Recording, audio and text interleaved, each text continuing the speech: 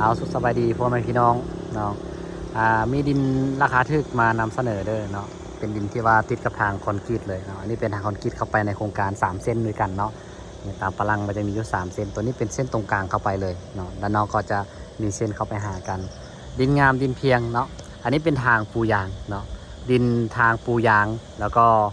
ทางคอนกรีตอันนี้เป็นทางหลวงทางลักเลยเนาะเข้าไปในบ้านคนเฮือนคนนี่เต็มเลยนี่อันนี้เป็นบ้านนามนเนาะดินอยู่บ้านนามนเป็นดินคอนกรีตไฟฟ้าน้ำไหลไฟสะดวกเด้อมีพร้อมไซส์มืดเลยเนาะเหมาะกับการปลูกยาวตั้งเฮือนเฮ็ดเป็นห้องแถวก็ได้เนาะตัวนี้เนาะดินงามดินเพียงดินสูงนี่อันนี้แม่นมืดเลยตั้งแต่พูดเนาะดินเนาะ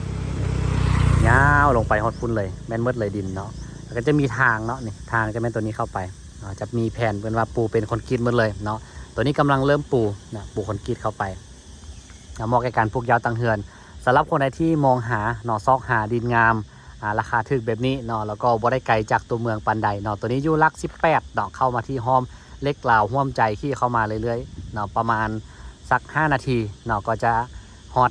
บ้านนามนนี่เป็นทางเข้ามาหาบ้านนามนเด้อพี่น้องเด้อเนาะแต่ว่ายังบ้านฮอดบ้านนามนอันนี้เป็นทางห้อมเข้ามาเนาะทางนี้กว้างเนาะนี่เป็นทางหลวงทางใหญ่เลยเข้ามานี่ก็จะเห็นดินนี่คือติดกับทางตัวใหญ่ตัวนี้เลยเนาะนี่เป็นทา